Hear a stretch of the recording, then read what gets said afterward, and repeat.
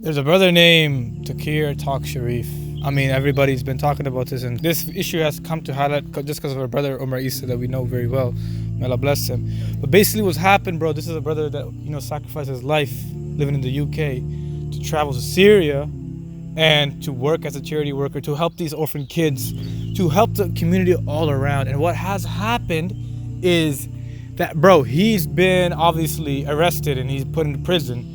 Obviously, unlawfully, because this is a brother that did not stand for any of the things that they're laying allegations upon him. Allah subhanahu wa ta'ala has made 2020 a very fruitful year. A fruitful year in the opportunities for us to see things, experience things, and understand things. It's put a very different dynamic and paradigm on the life that we live. Like subhanallah, you ask the uncles, you ask even the people who are near to us in age, would they ever imagine that the masjids or the stores or the society that we live in today would be the way that it is.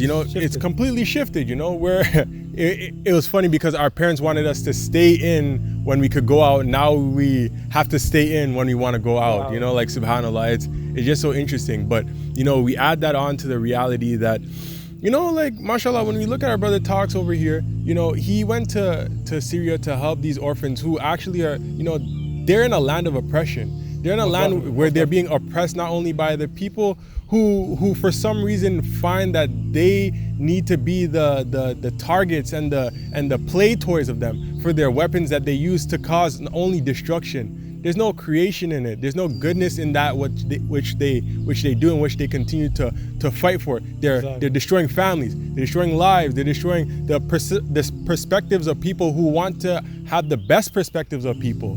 It's easy for us to look at these things, from an outside perspective that say like, oh, they just, you're just getting bombed, just move to another place or just get out of here. It's not that easy because, I would say that it's as easy for them to leave the country that they're in as easy it is for you to leave the house that you live in right now.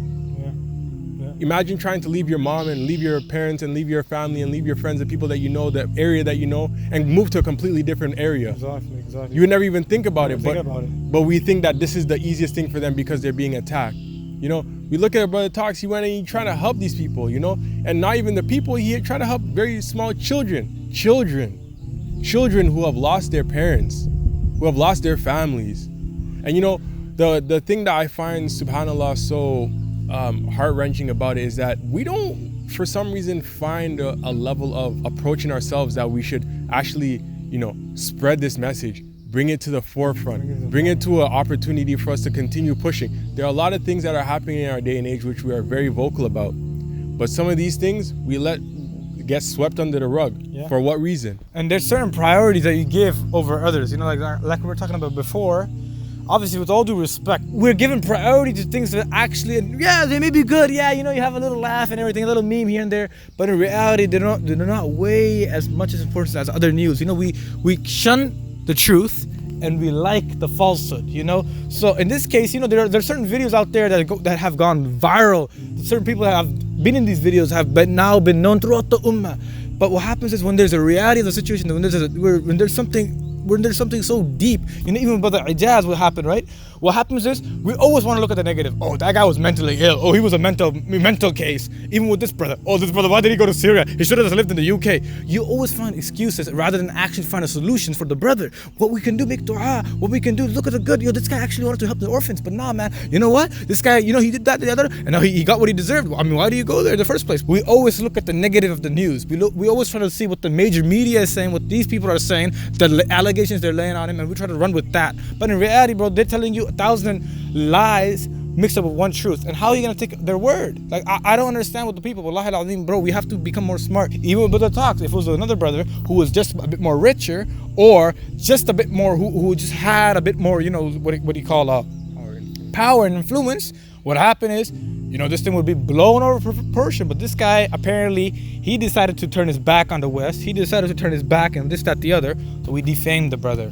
Wallahi, do not take in their word, man. Just remember, bro. We as a ummah, we have to care about each other. The Prophet ﷺ said, none of you will believe until what you love for yourself, you love for your brother. As the Prophet ﷺ said, love for your brother what you love for yourself. if we were in this situation, you know. I think that, mashallah, there's actually a lot of us who are putting in a lot of effort in the society and the communities that we live in. You know, it's not always easy to run to another country and try and help. You know, sometimes the battle that we have, as we are told, that we are all shepherds of our flocks, and our flocks are our families. You know, sometimes our battles are just with our families. Sometimes our battles are just with our friends, right? Nafs, yeah. And sometimes our battles are just personal with ourselves, as he said, with our nafs. The reality is that whatever battle that you're fighting, whatever good that you're trying to do, whatever you're trying to impart goodness on, put yourself in a perspective of, if you were trying to do that goodness and someone defamed you, someone took your rights away, someone tried to oppress you, someone tried to destroy you, someone tried to harm you or the people that you know, for what reason? Would you not want to be the first person to ask for help? Would you not want to be the first person to seek some type of protection or some type of help from the people? Yeah. So ask yourself, if that is what you would be wanting, why would your brother and why would your sisters not want the same thing? That's what I say, you know. We have to start coming to the realization we will never succeed. The ummah is like a body, you know. If the head hurts, the whole body is hurting. We have to start becoming like that, and not listen to the mainstream with the allegations they lay upon our brothers and sisters, you know. So inshallah ta'ala, I just pray to Allah subhanahu wa ta'ala, Allah brings them back.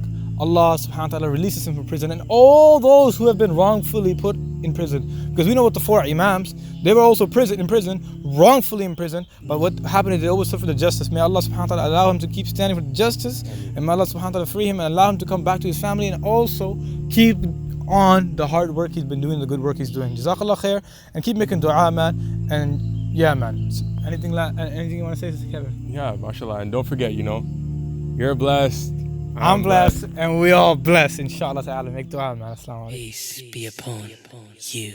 I start in the name of the Most High, King of all kings, the